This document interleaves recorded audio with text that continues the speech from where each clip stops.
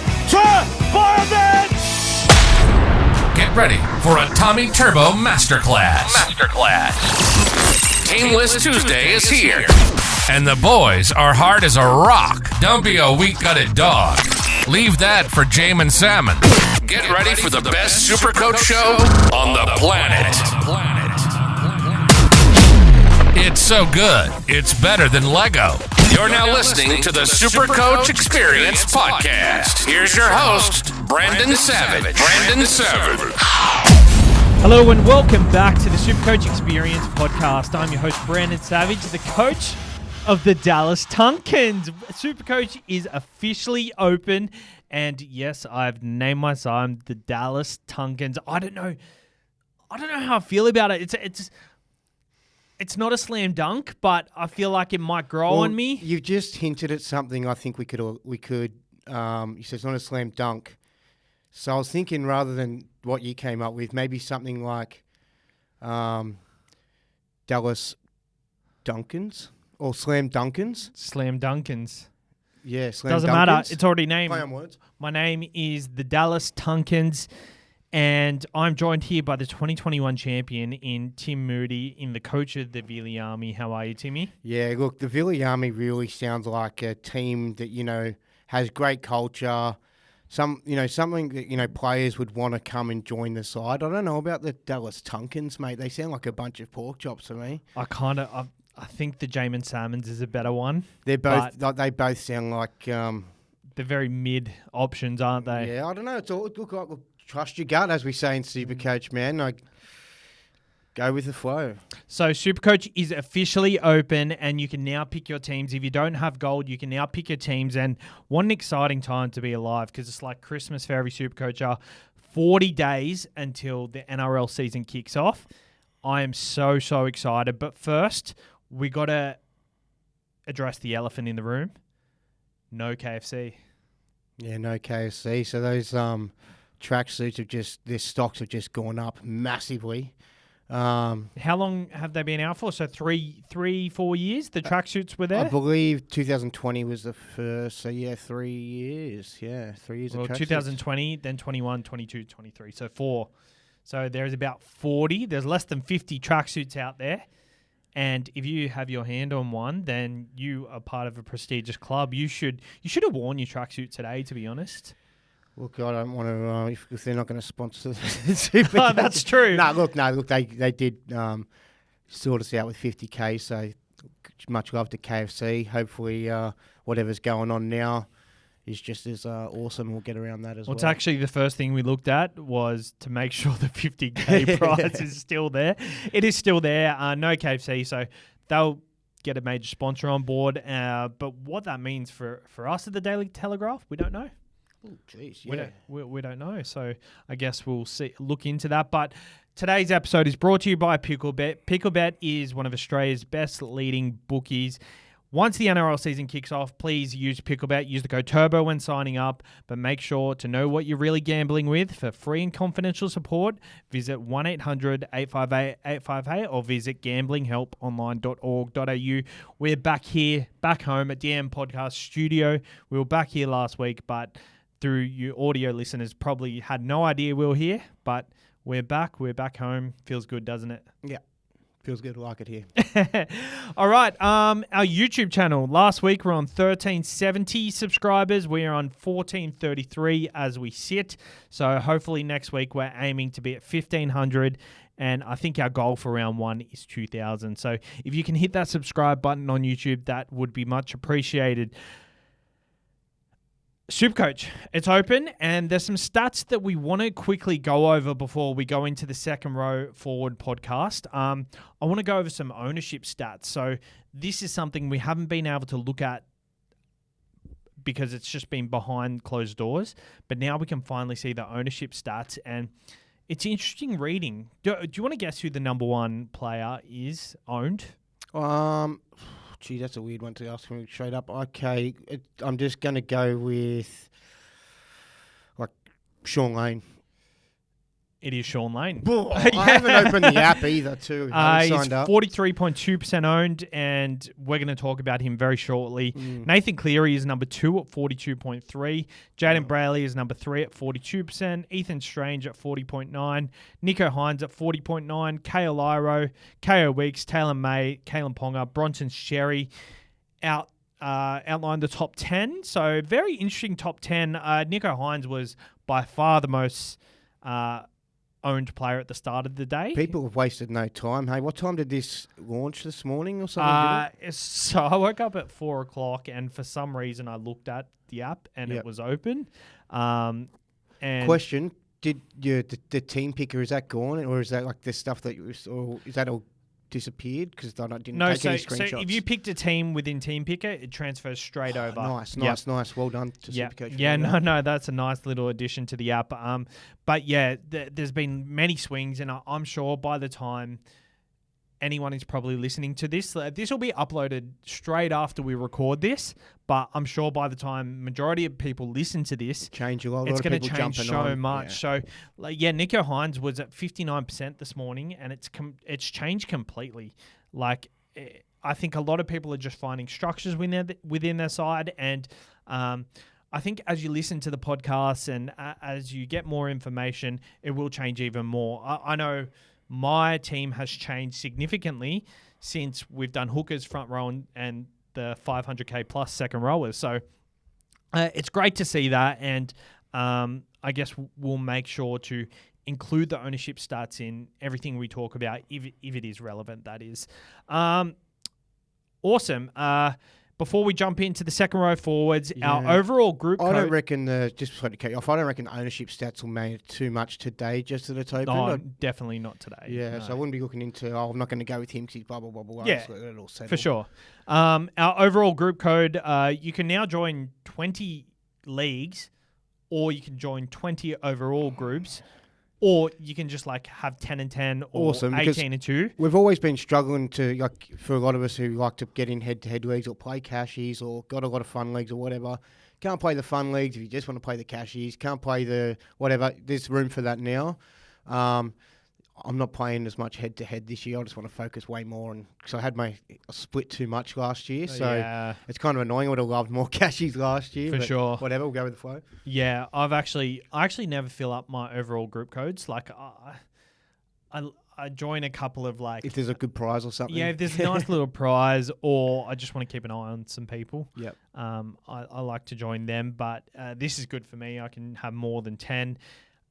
We do have an overall group code. The code is 281645. Prizes yet to be announced. I actually sent out last year's winner, Solomon. His wife Tessa won. So I sent you out the ring the other day, and I put in an extra little prize there for you. So cheeky. Yeah. Well, it took ages to send it.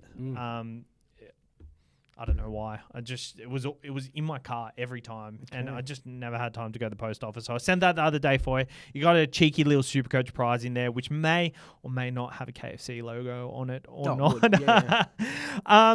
So second row forwards. This is the big episode, and considering SuperCoach is open today, what a fitting episode to do these ones, because these are the ones where everybody's going to be moving pieces to make sure they can get certain players. I don't want to go through every single option because that'll just take us all day. But the first person under 500k is Jordan Ricky. Do you have anything on him? I do. You do? So not. I actually skipped him. The reason I did is I thought he'd be had a good feeling about him last year. Never had him. But yeah, just don't think, I can't see him sort of at that price being worth it compared to the other guys that are much cheaper, or the guys that are just a bit above him. So, yeah, I don't see him as much of a cash maker or whatever. So not for me, not someone I really want to talk about. I 100% agree. He pretty much had... He played a full season last year, 19 rounds. He was injured for a little bit, but he only averaged 48.8. I think... Could be handy around Origin. I think that's all we sort of look at. If you are considering him, though, I think there is a chance he shifts to the left. I've heard whispers that he shifts to the left to accommodate for Piacora playing on the right, because that left spot was taken up by Capewell. So maybe maybe that just gives him that little bit more ball playing alongside Ezra Mam that maybe elevates him, but there's no stats I can point out here that really is in favour of Jordan Ricky, just because it just feels like...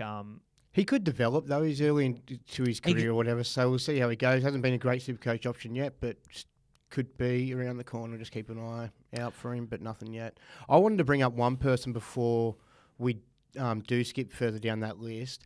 We didn't talk about him last week. He is a bit above that 500k. Adam Elliott.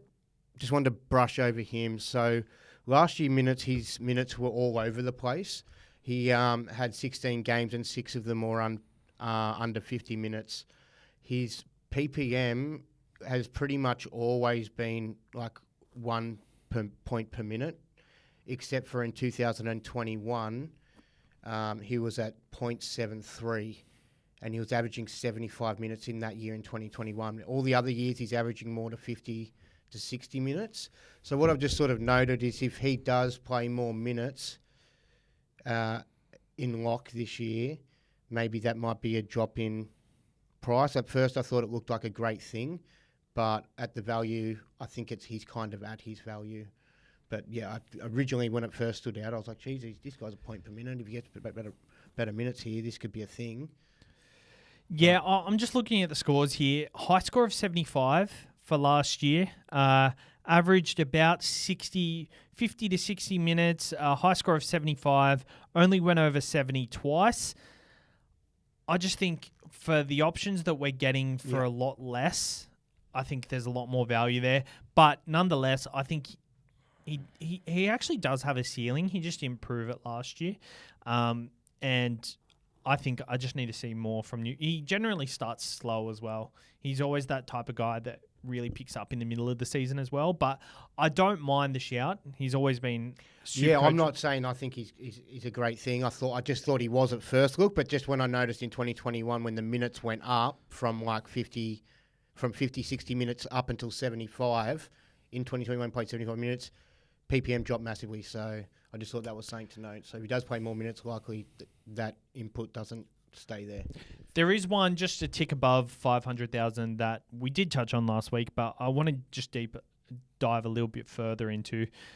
Take away the 16 in round 3, Dylan Lucas at 502,000. His average was 62.4. His average at a 55 average with a small discount just because of the limited games. But take away that 16, he averages 62.4. So that's pretty much a 62, 55. So 7.4 discount you're getting for someone like Dylan Lucas. I just think he's at that awkward-ish price too, where there's cheaper, better options, I reckon. Yeah. And he's kind of... There are a lot of options at that price, and I think by the end of this episode, we'll go over which ones we think are the top 3. Corey Waddell, 492,000. In 80-minute games last year, he averaged 57. He's based at a 48 average. We think Josh Schuster will get that second row slot, but Schuster has injured his finger, and he's out for 3 to 4 weeks from training. So he'll be back in time for the preseason challenge, but it's a very interesting watch because Corey Waddell is based at a good price considering what he can do as an 80-minute back rower. But the question is, if Schuster is there for round 1, at least on the bench, what role does he get? I think Corey Waddell is more of a watch to hopefully he gets a bit of a discount and we can downgrade one of these. Yeah, I can't see him being high ownership and a good thing to start. It's a good addition. Oh, yeah, I don't like him. You don't like him? No. No. Okay, cool. Anyone next? Have you got anyone? I guess next on the list is Hielan Lukey. With him, he's got PPM 2021 1.06 in 38 minutes, 0.94 in 46 minutes in 2022, and 0.99 in 2023 in 47 minutes. Nanai with the other second row. With Luciano on the bench, I just see the minutes being an issue there, and Although I think he's a great second rower and a good option, I'm just worried about the minutes. So for me, he's the issue. I feel like Luciano starts over him, and he comes off the bench. Yeah. So Luciano was one of their most consistent back rower last year, so there's no chance he doesn't start. That was because the other two weren't around for a lot of the games but too. Who are you going to put in that position this year? I reckon they'll start with Lukey and you think so? Nanai if they're both fit. Yeah. Well, if that's the case, minutes are an issue, but I've got here that in 55 minutes. 55 minutes or above, Lukey, he played 5 times 55 minutes or above. He averaged 80.7. So when the minutes are there, with a high score of 121, so he's got that ceiling. We know he's got that ceiling.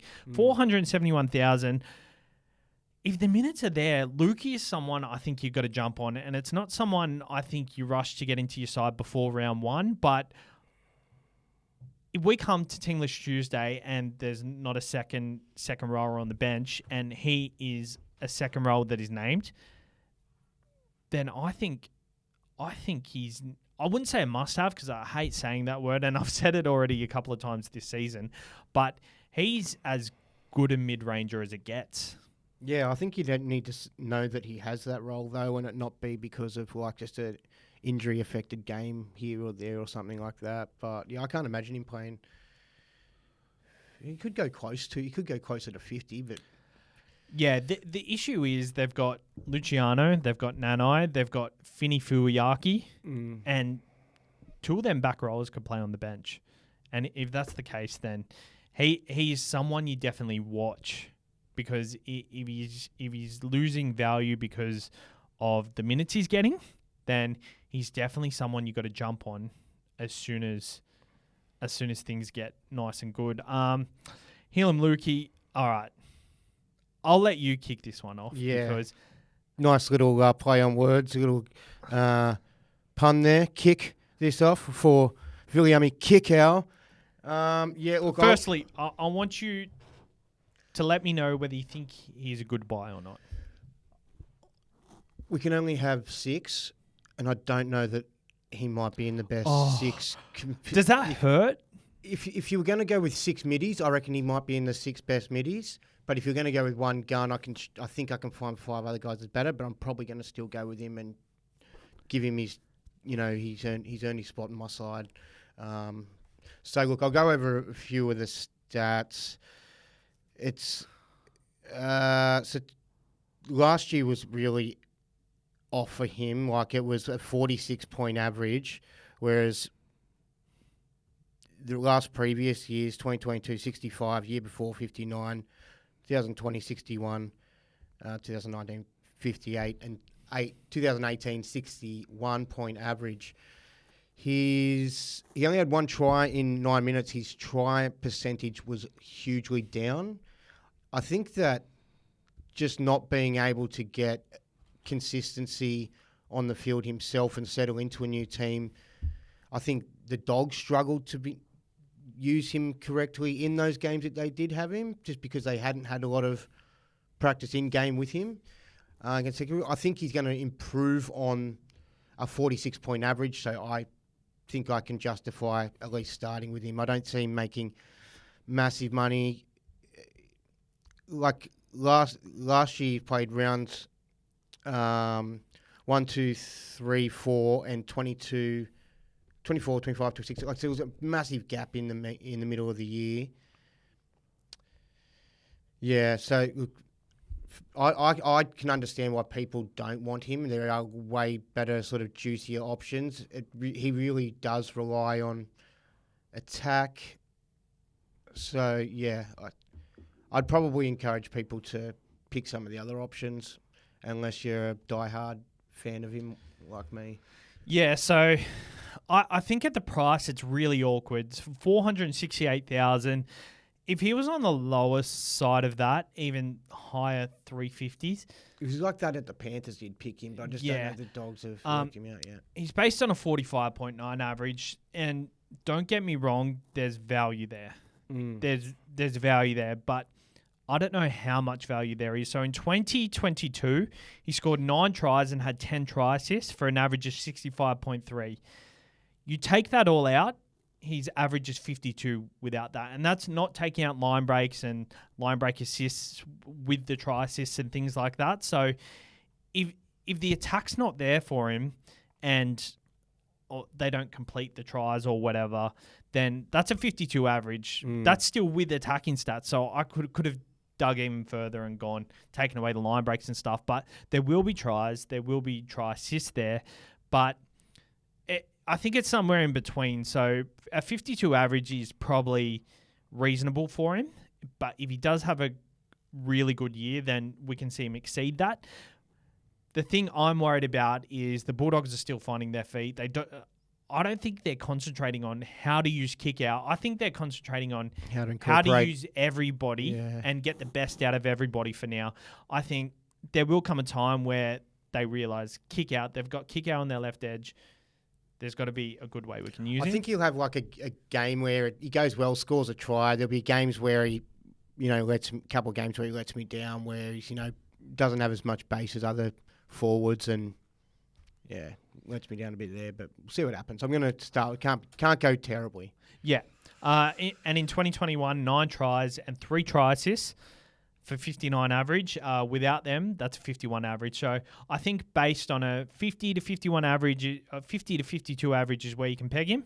But up from last year, but not as much as the Panthers. It's 6 points value, but with that value, there's also these other guys who are potentially up to 15, 20 points value.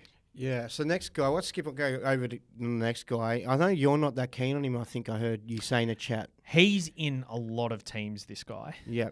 Well, he's probably, when I've gone through it, I think he was probably my favourite of the picks. I've never owned Beau Fermor, never been a Beau Fermor-y guy. Kind of see him as like a Tiki Wilton-y sort of player. I've never owned those sorts of guys, but everyone sort of gets interested in them, and I feel a bit silly not seeing what I'm seeing. But, yeah, last year, no games, ACL. In 2022, he had 23 games, 65-point average. He's got a 48.65 base. He had 11 tries. If he's outside Foz on the left, it's a slam dunk for me. Yep. And probably one of the better buys. So that's 2023, 22, 65-point average. He was playing 80-minute games on average as well. 2021, he was 46-point average, but he was only playing 64. So I think he probably is an 80-minute guy. Yeah, I think we can agree he's an 80-minute guy because Joe Stimson was there in place of Beau Fermor. Didn't really set the world on fire. There was Cleese Haas that came in and out, but I think that is Beau Fermor's spot. Yeah, so for me, I just thought, looking at him, 65-point average, high base, he's a good thing. I can't see it being bad. I think I'll take him on if he's on the right even.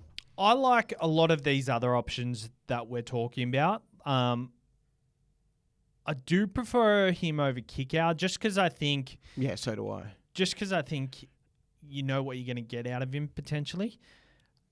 My worry is if he is shifted to the right side. If he's put on the left side, I think there's definitely value there. But in 2022, played on the left side, averaged 65.4, 11 tries and 4 try assists. That's an average of 52.87 without them.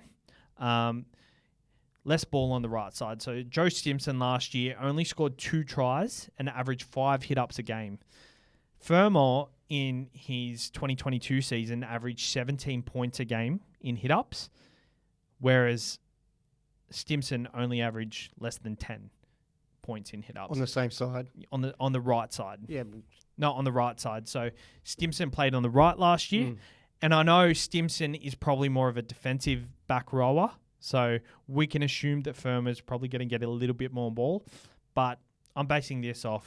He's good, Fermor. Like, when he's close to the line, I remember, like, watching him a lot when I've had Fafita and thinking it was Fafita. Just their body shape sort of looks really big and bulky, and they're just sort of rangy. He's not as good as Fafita, but I think he's a really, really good line runner close to the wrong. He loves scoring tries, so... He is, and, like, if you were Desi, the SuperCoach hat off, what would you do? Like, who would you put on either side? Personally, I'd just keep Fafita doing good things. I would keep Fafita on the left, but I think you've definitely got to heavily consider putting Firma on the left because they've got that stacked up left side. If you think he can put him into mad holes and he can do the job that Fafita's doing anyway, sort of thing, but then Fafita can create his own sort of stuff on the other side and sort of not rely on needing someone to put him through as much and sort of still be ruthless going from dummy half or sort of just hitting a line when they go out the back or whatever. I'd probably think that could work, but I'd still just stick with what's really worked with Fafita on the left last year. Yeah, Don't upset him. I just think if he had the season he had last year as a damaging ball running second rower, you'd consider it. But the fact he had that season and one of his best plays was that cutout ball to Khan Piera, I don't think you can take that away from him. So the fact that Firma can play right, I think he will play right, and I think that's going to be a detriment to him. I think we've got a lot of mid-price second rowers that are much better than Firma at the price. There's so many in this category. Like there's Dry Arrow here that I was pretty much going to skip over unless you've got something on him. I've got some notes on him, but the thing is, I like more because I think it's going to affect Tallis Duncan, who you're sort of really keen. You're going to start with him, but I reckon I probably won't start with Tallis Duncan. Oh. I might downgrade one of these other guys that don't work out once he does sort of get that low BE that you need to sort of bring him in. Yep. But Dry Arrow points down last year, 45 point average. Points were down to minutes were also down, average of 50 minutes. 2022, he was averaging 70 minutes and 55 points, so playing an extra 20 minutes. He did play on the edge in 2022, so okay, I think he was having a split between starting on the edge and then moving into the middle. I don't know if we see that happen this year. I think he definitely plays in the middle this year, but from what I'm hearing, Tallis Duncan will start on the edge. But I also have heard a few whispers lately that Arrow potentially on the edge. They've also got... Yeah, I think he'll play... That's why I reckon Tallis Duncan will come off the bench. So and if that's the case, I don't think Tallis Duncan is as good a purchase as I think he's going to be now. But for now, I'm just going. It seems like a big responsibility just to start the year with him. I know he's had a bit of runs under his belt, but I don't know. I feel like the Rabbitohs just need to get their best 17 on the field. I honestly think he is in their best 17. Yeah, it looks like he's going to be a great young player, but I just think let him develop naturally. A little bit more time off the bench wouldn't hurt him. Siua Wong, 462,000. I think we can group Angus Crichton, Satili Tupanua, and Angus Butcher in this same conversation because... Probably only one of them get a spot, not any two of them. I think Butcher's got that left side. But with Siua Wong, he is the front runner. 2 80-minute games in the regular season for an average of 56. He's got a 51 and 54-minute game for 76 and 49 points. So when the minutes are there, he is 16K cheaper than Kickow. And I think he's got a lot more to offer. Yeah, I feel you. What have I got here? So his first 3 games he played under 26 minutes, and then round 23 to 27, and that he played 5 games for scores of 58 in 80 minutes, 39 in 46 minutes, 76, which is nice, in 51 minutes, 54 in 80 minutes, 49 in 54 minutes. So he's probably gonna get spelled by either Angus or Satili. One of those will come off the bench, I'd say, for him at some point. Or do you think they go on the left and Butcher moves into the middle? I think they don't need much in their middle rotation. Like they've got Spencer Linu coming to the club. They've got Terrell May who we're hoping plays big minutes off the bench. Jesus, there's bloody hair on this microphone. There's Terrell May, who we hope has big minutes off the bench. There's Connor Watson, who's going to take minutes up in that middle section. I don't know if there is 80 minutes there for whoever gets that right edge spot. Yeah, I think I'll definitely take whoever does get picked in it, but I'm just nervous with this pick that it might not last. Like they might sort of put Siua Wong in there for 3 games, and then I don't know, Satili just gets a go randomly. You know what I mean? And like they're trying to. I'd like to see them stick with something and have something solid there, but I just get the vibe that they might sort of rotate it in and out a bit. Mm-hmm. But yeah, definitely going to start with whoever they pick, the Roosters there. For sure. And obviously, if Angus or Satili get the spot, if Satili gets the spot, are you a bit more standoffish? Like, because he's the cheapest option. He's $398,000. But coming off an ACL, I know he already came back last year, but he just seems like if he doesn't get 80 minutes, he's not going to be a guy we want to keep in our side. Yeah, he was a gun when he was like playing fit the years prior. He was a really good option for SuperCoach. So I think I'd be happy enough to have him, but I'd be more nervous that he would, if he did start, one of the other guys would come in and replace him in coming weeks. So, but I remember I had Satili and he was playing 80 minutes every week. Angus was on the left, and actually no, this year for some reason they switched sides, and Angus was on the right, Satili was on the left, and it was all a massive screw around. Satili was getting like 30s playing 80 minutes, so I think the fact that if he gets picked, I don't think I'm going to go near him, considering there's all these other options. Like, I do prefer Firma at that price because at least you know you're going to get at least 50. But and I'd even pay up for Dylan Lucas instead. I guess it'll come down to, like, once TLT does land, how many of these mid-rangers are available. Then just you might say, nah, not interested now. But if, you know, Tallis Duncan's named to come off the bench and he's starting, then maybe you would pick him over him. Yeah. The good thing is someone like Tallis Duncan, he is named in round 0. So if he is named, you can kind of figure it out before that. And the Roosters players are named in round 0 as well. The tricky thing is we'll be working around these other players. Do you reckon they could, like, rest whoever they play in the first round of the forwards and just play one of the other guys that's a bit fresher? It's a possibility, but pretty much how the NRL's worked it out. So they'll play that round 0, then they'll get a week off. Okay. And then they play on the Sunday. And they play each other. They play each other, whoever they didn't play in Las Vegas over the next 2 weeks. So everybody, sort of fair, so that they'll pretty much be in similar positions, and I don't think they will rest. But considering there's so many options, there's potential it could happen. Like, they might want to get some kilometres in the legs with some of these guys. Sean Lane is, as we said, he is the most owned player, and by most owned, I should have prefaced this with only 4,500 people own him. Mm-hmm. So that's just how many people are on the app at the moment. 43% is 4,500. So not even 10,000 people have signed up to SuperCoach. So if you're listening and you're not signed up to SuperCoach, sign up and get them numbers up so we can get more true reflection of what these stats are. But Sean Lane, I think he's by far top 3 of these mid-range options. I'm not sure if he's number 1 because I do feel like 2022 was an absolute standout year for him. I think he can get close to that, and I think he's had a lot of potential for a long time. He was 68.8 average in 2022. He's priced at a 42 average, so there's like 26 points between what we got last year and his best.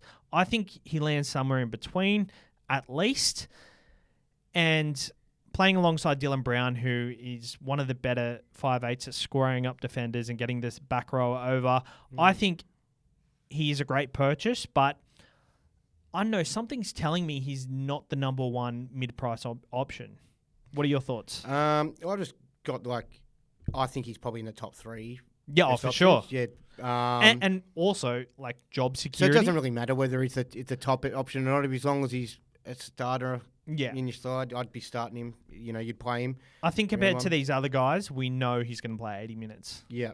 So I've got last year, I've looked at his stats and were pretty similar to Kickout. Like, they played similar amount of games. They both only played scored 1 try. They both had the same average and similar in base and everything as well. So one other weird thing I sort of looked at with Sean Lane is his tries. Like, so I thought of him as being a massive try scorer, like crossing a fair bit for a second rower, but it seemed he scored like 9 tries in 2018, which was a massive 2018, which was a massive outlier for him. But then he's only had 1 try in a 10 round game last season. And then 2 tries the year before, 5 tries the year before, 2 tries the year before that, and then 4 tries the year prior. So I always felt like he was scoring 7, 8 tries over a sort of 25 round season in my mind. In my mind, that's what I pictured him as. But he's a try scorer, and he's also got that ability to peek through the line and have that offload that sets up a line break that pretty much sets up a try. The best thing about him, I think, is just the Dylan Brown factor. So I really have a good feeling about Dylan Brown. So I think that'll go hand in hand together. I reckon he will return to sort of a 55 to 60 point average this year. So I'm pretty keen on him. Yep. I've got in 2020 just to sort of show how it wasn't. You did point out it was a good year for him. I think that was his highest averaging year, 68-ish, 69 point average. He's had 50s and 60s other than that averaging, so it's not like it's too much higher. But 2022 huge scores: 83, 88, 82, 91. 98, 72, 91, 83, 104, 85, 105. These are all in one season, not consecutively, but you'll take that. And considering if you started with him for the year, you could probably hold him there until the origin period because he's someone we pick up. You pick up quite a fair few of those big scores if they are going well. I think it's pretty close to a slam dunk to start with. I definitely think it is a slam dunk, and he is someone that a lot of teams he's number one owned player for a reason, and I like him. Next player we're going to talk about, 445,000, Sean Bloor goes over to the Melbourne Storm. There's a lot to like about Sean Bloor in the 80-minute performances he had last year. Or let's even go closer to 60. So 58 minutes for 60 points, 54 minutes for 25 points. So he does have a low one in him. 72 and 80 minutes for 50 and 92. He had a 30-minute performance for 76, 80-minute performance for 54, 31-minute performance for 74, and he had an 80-minute performance for 25. So he does have a 25 in him. I think a lot of these youngsters do. But he goes over to Melbourne. We know when players with a lot of promise go to Melbourne, we're all over it. We love that type of player who has a lot of promise, and we just know that we're going to get the best out of them going to Melbourne. My issue with Sean Bloor is I think he showed a lot last year. He showed a lot in his debut year, but it kind of took him a while with injuries and all that sort of stuff to get going. But I think last year we saw that the type of player he can be. Like when he came onto the scene and he was up against Nathan Brown, I was like, okay, this guy's maybe not going to be a SuperCoach player. He's just going to be that guy that ruffles feathers. But last year we saw that SuperCoach ability. So the fact that that's happened has made me really interested in him because in seasons previous, there's been all the talk, but it never delivered. So in my mind, he was just a guy a lot of people were talking about, but I didn't think had the SuperCoach kind of game. But since last year happened, I am very intrigued. And now that he goes to the Melbourne Storm, my gut feeling is he starts on the bench. Trent Liero is the perfect type of Bellamy player that Bellamy would just keep there for 80 minutes every week. Elias Katoa is that 80-minute player every week. I think he will be in that middle rotation, and that's just my gut feel. I've seen no reports on this. I've tried to look for it, and it just hasn't happened. He's come into into Melbourne's preseason quite late, so it feels like the type of guy Bellamy is going to start off the bench, or if not, get minutes in reserve grade early on, and then kind of blood him in later on when injury occurs. That's just my feel. But if he is in the starting side, starting at 13 in round 1, then he is someone I'm going to consider heavily, but I just can't do it just yet. You think that he'd start at lock? I reckon they'd have Joshy King there. Yeah, I think so too. Yeah. So that's why I said I reckon he's going to go mad. I reckon he's going to have a mad season, just like Eli Katoa. Just reckon they'll have a similar sort of attack, I can sort of see him starting with Liero too, just like you said, with a bit of balance, having like the sort of potent attack sort of Katoa on the right, and then sort of Liero just to shore up, sort of the defence a bit more, a bit more meat and potatoes sort of thing, but maybe a bit more safe. But if he does start, I think he's a guy I'm definitely going to want to have. What have we got on notes on him? 33 games in his career. He's had 21 off the bench, 12 games he started at second Mate, no row. one gives a shit about your notes because you're reading them out. You're not taking them in and saying them. You're just reading them out. Okay, sorry. I'm not a very good reader. It's hard for me to sort of, take it out. Yeah, You got to have emotion into your reading. Okay, sorry. Yep. But they're good Thanks for stats. the criticism. No, they're good stats. They're good stats. Yep, okay, cool. I'm not going to jerk myself off over. I'm just sort of going through them. But yeah, okay. Yeah. Move on. I've made it really awkward now. Yeah. Did you have anything more on him? Not Because the next guy we're going to move on. particularly. Just that, just the fact that he's had the raps and he hasn't developed yet, but, going to that club, it'll come out. So I'm all for it. Oh, well, the next guy we're going to speak about is a very popular option. Yeah. 426,000. Not in your side either. Not in my side. Brendan Piakura. I'm a massive fan of him. Yeah. He is the type of SuperCoach player who, compared to the other guys, I think this guy does get 80 minutes on the edge as well. In any game he played more than 65 minutes, he averaged 59.6.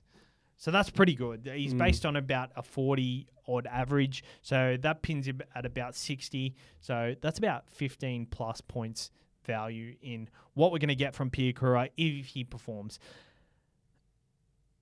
He's had a lot of promise, like Sean Bloor, for a long time, and he hasn't quite delivered. Like, he was touted the next superstar back row, and for a long time he got his opportunity, didn't quite show it, but I think last year we saw glimpses, and I'm not... He had 12 career games, 10 of them were last year. He only played one game the year prior and one the year before. It's hard to really sort of... For sure, but I think take a chance. I think when a lot of people, myself included, were harsh critics, and if you see him come off a bench and you don't really see much, you kind of...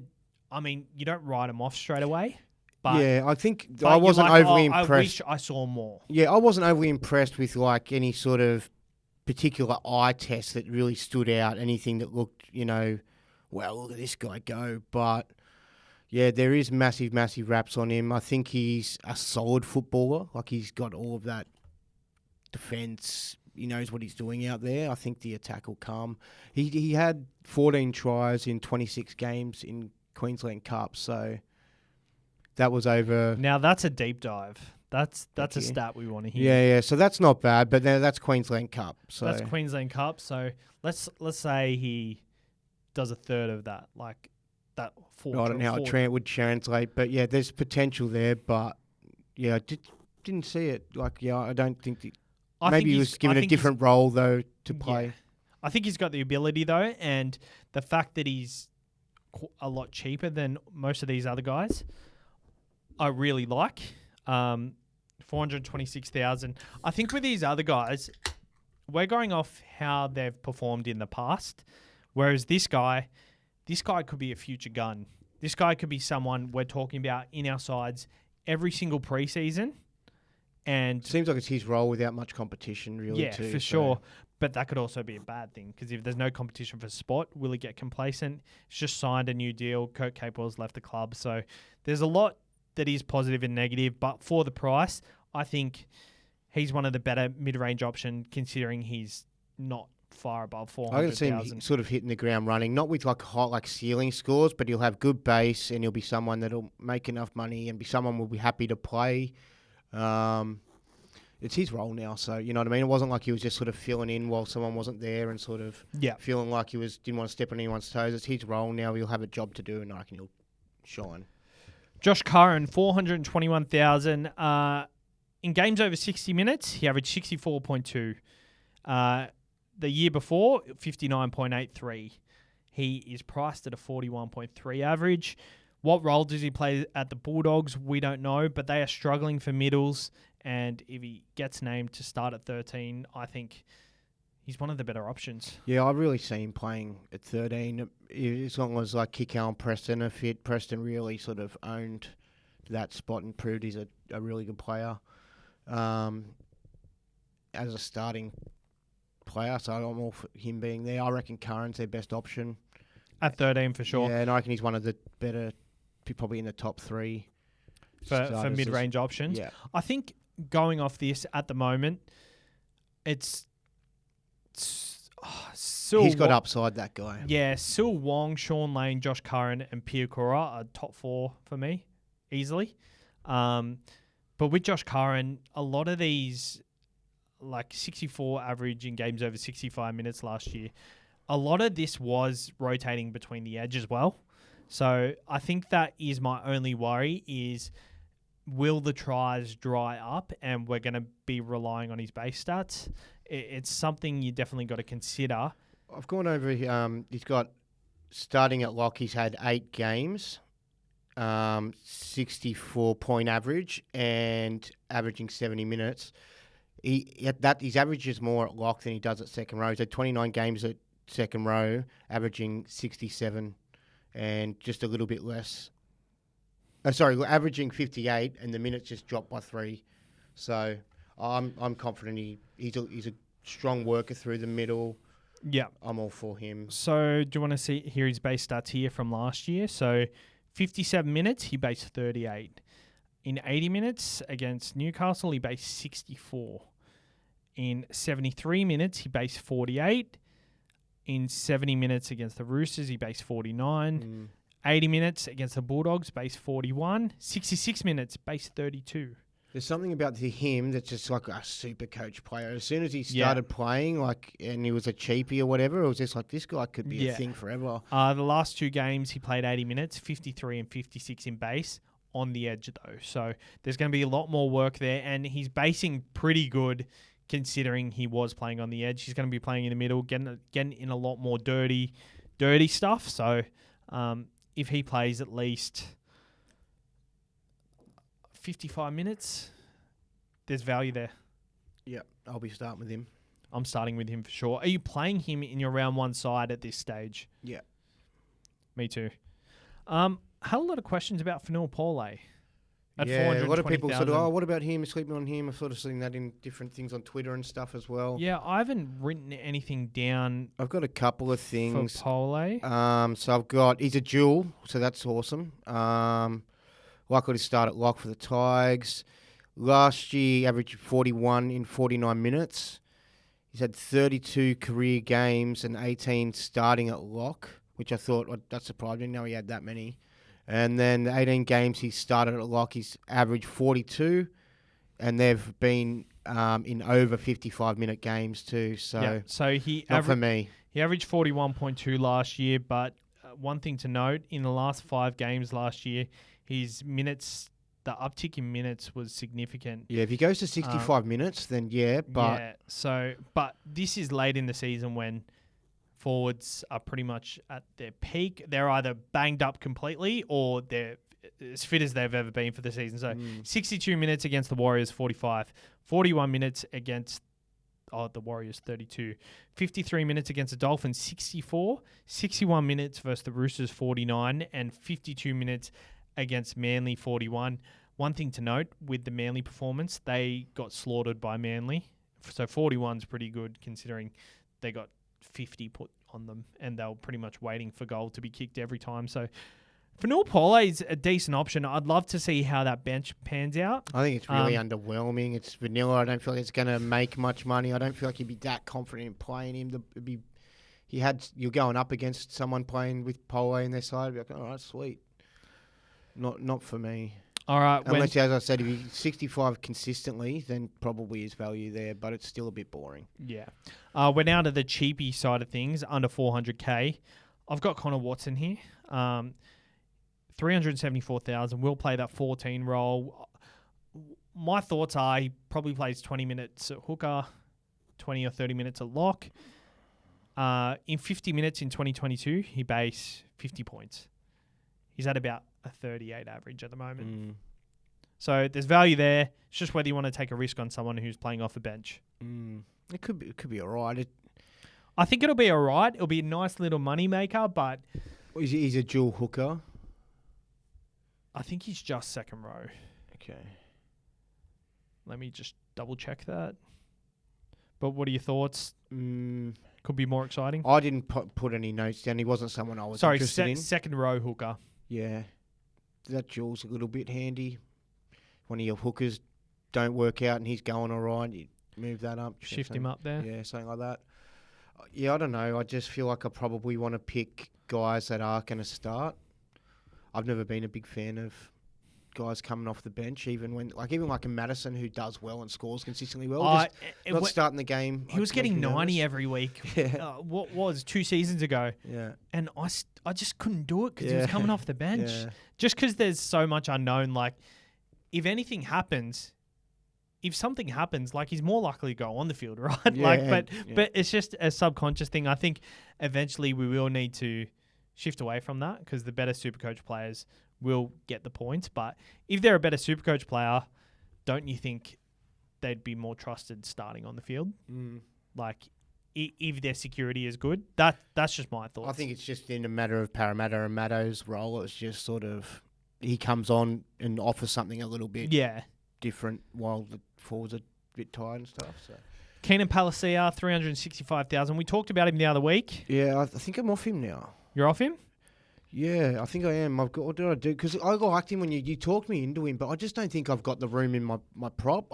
There's still a couple of better guys I'd want in my prop that I've had to leave out, and then trying to fit him in a second row, I just can't. He's in my second row. He's my last. I can't fit it in. He's my last second row spot. So we talked about him the other week. He started the season last year with 32, 12, 21, 22, 27, 23 minutes. And then he upticked late in the season to above 45 minutes every week. So he's massively discounted based on having that run of games where he had limited minutes early on. And don't get me wrong, I don't think he's a slam dunk, but he needs to start for me to want him in my side because there's every chance that Aaron Clark starts at 13, Tino starts at prop, and Fodawaker starts at prop, and he comes off the bench. My hope is Tino starts at lock, and Palacia and Fodawaker start at prop. The more I look at it, it kind of looks kind of nice, but I think the point you make is if he comes off the bench, no good. So what I've got here is 29 games off the bench, averaging 30 minutes coming off the bench, and his average points are 26. So that's no good if that's the sort of role he's going to play.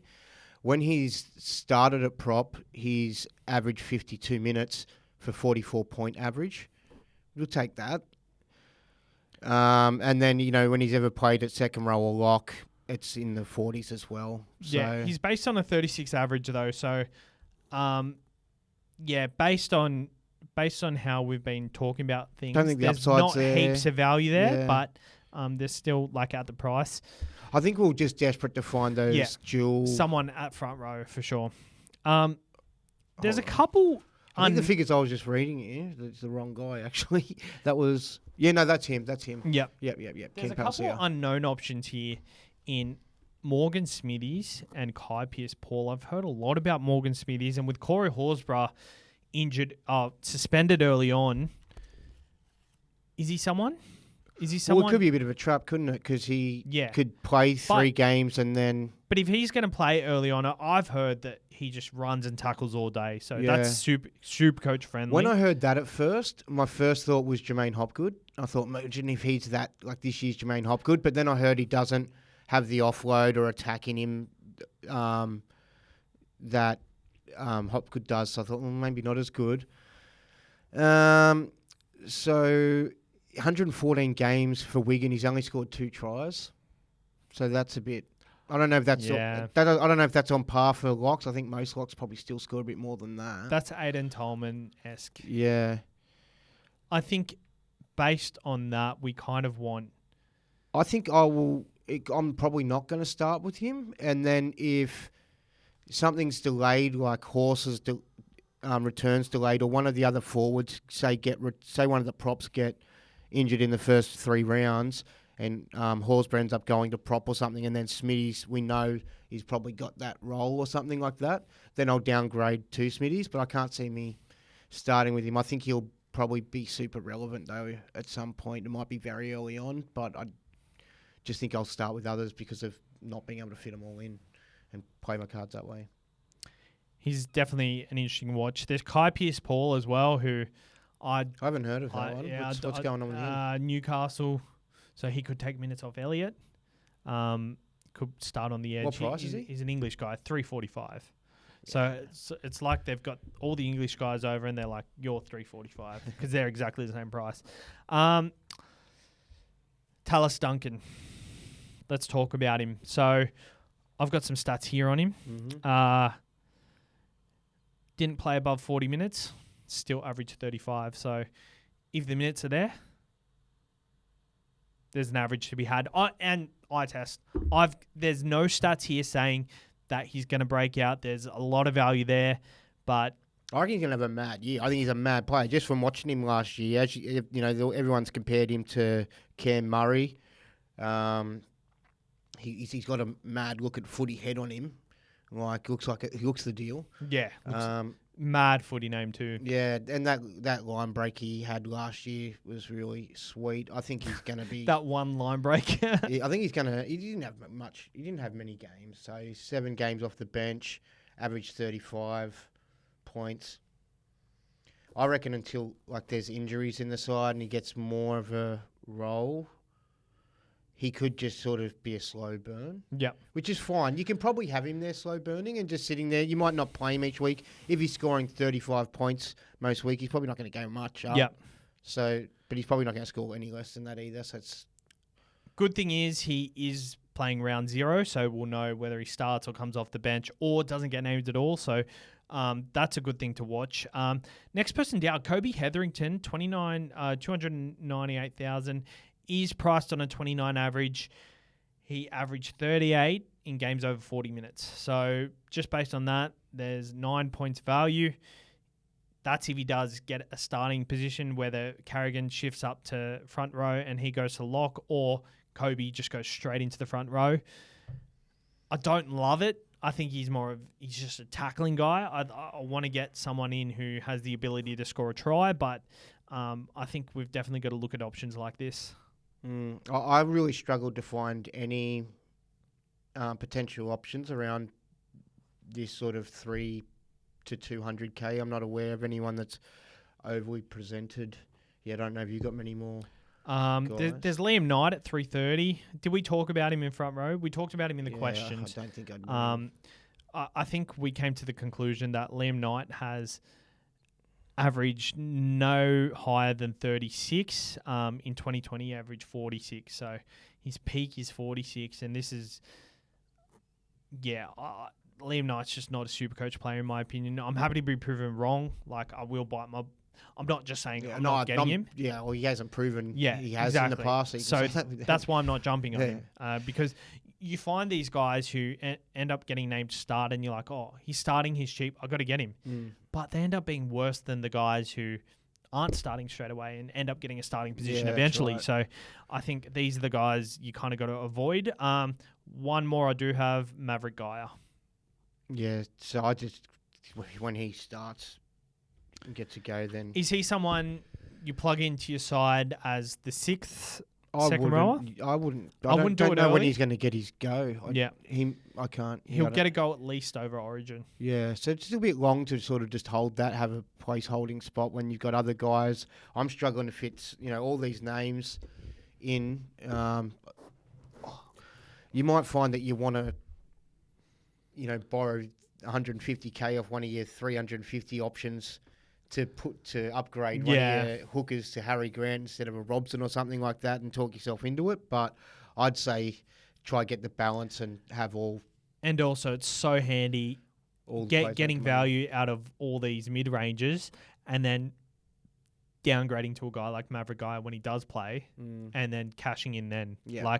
I think the argument for going some of these cheapies early, I don't like, because I like being able to cash them out when certain players max out in value. So I think you've got to capitalize on your cap straight away. It is a long season. There is more trades, 46 trades compared to 43. I think there's 3 more trades. I think It's interesting. it is. Does anything change, or they just recommend Nothing's extra changed. I think they just amended it because. I think that was okay. I ran out of trades with about 4 or 5 weeks ago, but I know I went pretty ham, and there was people that had sleeves up there. So sleeves. so did I. Sometimes you've got to sort of readjust and start questioning. We could probably go a little bit not as conservative, but still be conservative. I remember I saved trades 2 weeks in a row during Magic. It was about Magic round weekend, and I didn't spend a trade 2 weeks in a row, and I was still gone by the end of the season, and I'd saved a trade early on as well. So I think... Yeah, so I guess if I had 3 more, I probably would have just run out 1 or 2 weeks earlier than the 5 weeks. Exactly. So you still got to save them up. Yeah. If I did what I did, I would have had just a couple more trades at the end of the season. Well, that's a good thing. Maybe with the extra 46 trades there, other people's mentality might be like, just trade, go ham, and that might help us in the back run if we just be patient. I think also it kind of helps us as well as podcasts and content creators, keeps people engaged just a bit longer. So who are your top 3 in no particular order? Or you can go in order if you like. No, I haven't got a particular order, so I'll just block them together. I reckon it'd be Sean Lane, Curran, and I'm going to go Bo Fermor. Top 3? Yeah, I like Bo Fermor. I'm going to go Sil Wong, Sean Lane, and Brendan Piakura. Well, Piakura's not even in your side. How are you putting him in the top 3? Yeah, over Curran. Yeah, I don't know. Doesn't make any sense. I just feel like...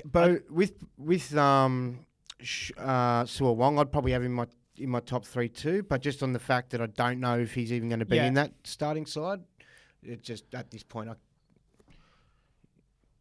can't leave me out. I actually think Brendan Piakura is number 1, in my opinion. So he's in your side now? Well, stay tuned, right? Stay tuned, stay tuned. All right. Cheers for tuning in, guys. The listens and engagement has been really good. January. It's been a massive January. Jake and Mikey are obviously not here. We would have loved to have Mikey on for the Magic Middies, but we have plans for them this season. Potentially there's going to be another show so they can get involved throughout the season. So stay tuned for that. Probably a wrap-up, was that right? Yeah, Sunday wrap-up or like a Monday wrap-up type of show where they can kind of talk about the week coming up as well a little bit. Yeah. But that's going to be incorporated somehow just so they can get on the show because our work hours don't facilitate getting here. So yeah, we record in the city, which is quite soon after we finish work. So it is quite a commitment for them to come out. We do want them to be involved, so we're going to create another show for them pretty much, or another segment on the platform. And Hads will poke his head in through the season as well. Yeah, hopefully we can get Hads on. I thought he was no chance, but seems like he's a chance, and he loves his SuperCoach too. So hopefully he gets a few Sheffield Shield games. But yeah, as I said, the listens have been great, and we want to get Mikey and Jake involved a lot more.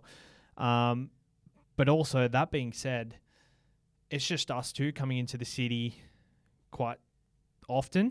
Hads will be in and out. We may be looking at recruiting somebody else. So if you are interested and you got a bit of a resume going... You do this every year. Yeah, I do it every year. But we don't want someone on board who's not going to vibe with us. So we'll definitely get a vibe of you guys. Email the supercoachexperience@gmail.com with your if you got any sort of media experience, not just like not professional media experience, but if you do your own podcast or whatever, we'd love to just have an extra hand sometimes here and there.